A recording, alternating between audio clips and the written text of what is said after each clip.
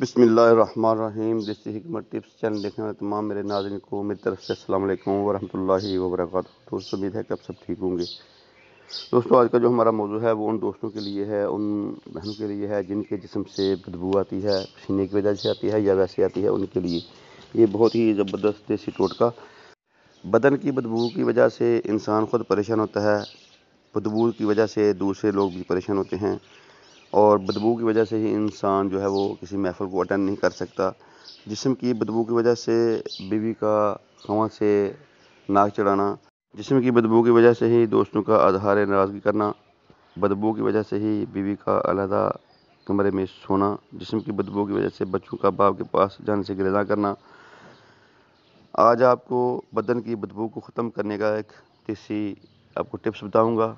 अगर आप उसको इस्तेमाल करेंगे तो आपका जिस्म खुशबूदार महकदार हो जाएगा।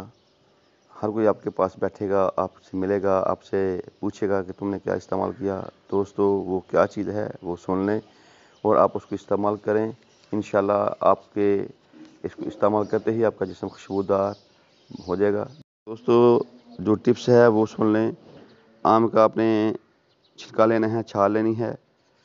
हलीला ये आपने लेना है, आंवला लेना है, मोथा लेना है, पतराज लेना है। ये सब अज्जा आपने हम वज़न लेने हैं, हस्बे ज़रूरत आप ले लें। इसको आप पीस कर पानी की मदद से जिस तरह लेप करते हैं, इस तरह आप अपने जिस्म पे जिस तरह ओपटन लगाते हैं, इस तरह अपने तमाम जिस्म पे लगाएं।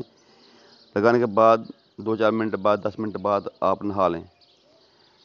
फिर आप देखना कि आपके जिस्म से कितनी ज़्यादा खुशबू आएगी। आपका जो जिस्म है वो इस तरह होगा जिस तरह आपने कोई परफ्यूम लगाई है। बहुत ज़बरदस्त ये देसी टिप्स है, आप इसको बनाकर इस्तेमाल करें।